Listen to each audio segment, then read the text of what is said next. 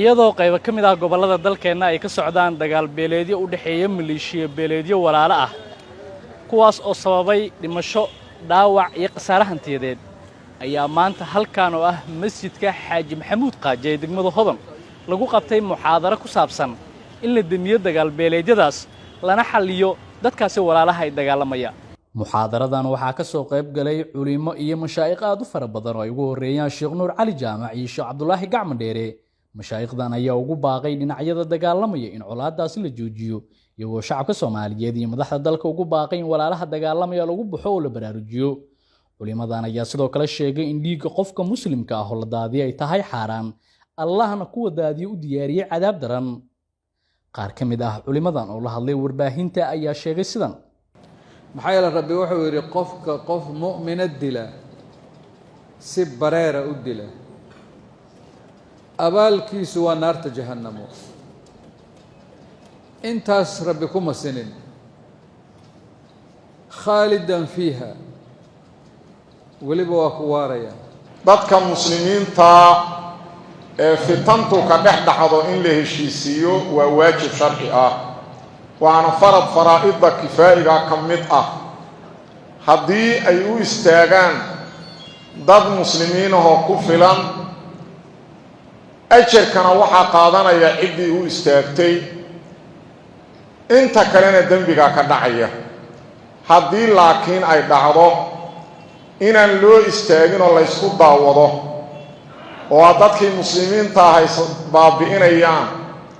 waxaa dambaabaya qof kasta oo ogaaday meeshaas in fitanu ka jirto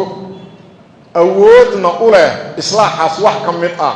awooddii u lahaana aan adeegsan biqadri istidaacati intii u lahaa aan adeegsan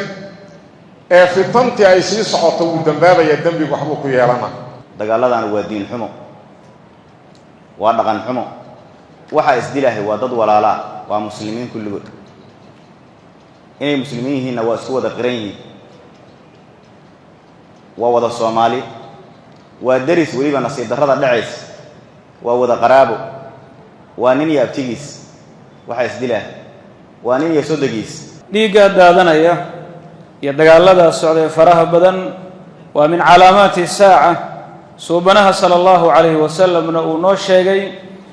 saacadda qiyaama calaamaadkeeda inuu ka mid yahay goorka ay soo dhawaato wa yakthuru alharj alqatl nabiga sallallahu alayhi wasallam wuxuu tilmaamay in dilka iyo dhigdaadisku uu badanayo saacadda qiyaamana calaamaadkeeda uu ka mid yahay waa inaan uga hornimaadno in qofka daadinaya iyo kan bogaadinaya iyo kan ku gacan siinaya iyo midka taagan iyo kan kale raba in uu dadka ku booriyo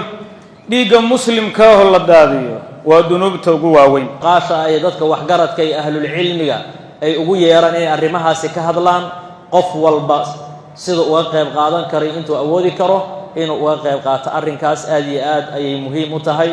war ilaahay ka cabsada subxaanahu wa tacaala war dhiigga qubanaya joojiya ayaan ugu baaqaynaa si gooni ah si caamana waxaan ugu baaqaynaa dadka Soomaaliyeed zaman kasta iyo waqti kasta ha joogeen islaax bayna الناس in loo taagnaado ilaahayna subxaanahu wa tacaala nabad iyo khayr iyo barwaaqo Allah dhex dhigaan leenahay gurmad khayr qaba Allah xaqiisa uga yimaadaan leenahay in la ka helo dadka meelaha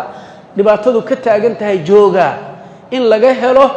dad miftaaxul khayr noqdo miqlaaq la shar noqdo sida nabigeena alayhi salatu wasalaam oo noo sheegay inna min an-nas nasan مغاليق مفاتيح للخير مغاليق للشر وإن من الناس ناسا مفاتيح للشر مغاليق للخير فطوبى لمن جعل الله مفتاح الخير على يديه dadka walaalaha oo islaynaya meel kasta joogaanba waa in ilaahay ka baqaan oo ilaahay u soo laabtaan dambeyn culimada ayaa soo saartay bayaan ay ugu baaqayaan dhinacyada dagaalamaya in dagaaladaasi si degdeg ah loo joojiyo waxaana warbaahinta u akhriyay Sheekh Cabdirasaaq culimadu waxay ugu baaqayaan dadka walaalaha ah ee muslimiinta ah ee Soomaaliyeed ee uu dhiigoodu daadanayo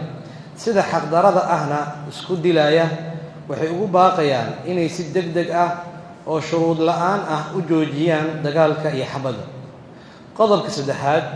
culimmadu waxay ugu baaqeen dadka Soomaaliyeed inay ilaaliyaan walaalnimada,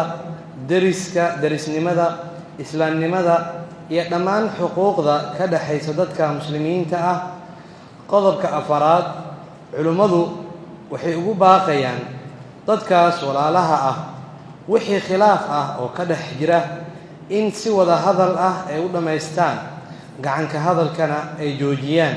kitaabka Allah subxaanahu wa tacaala iyo sharcigiisana iskula laabtaan. Yunus Duraan Cali, warbaahinta qaranka, Muqdisho.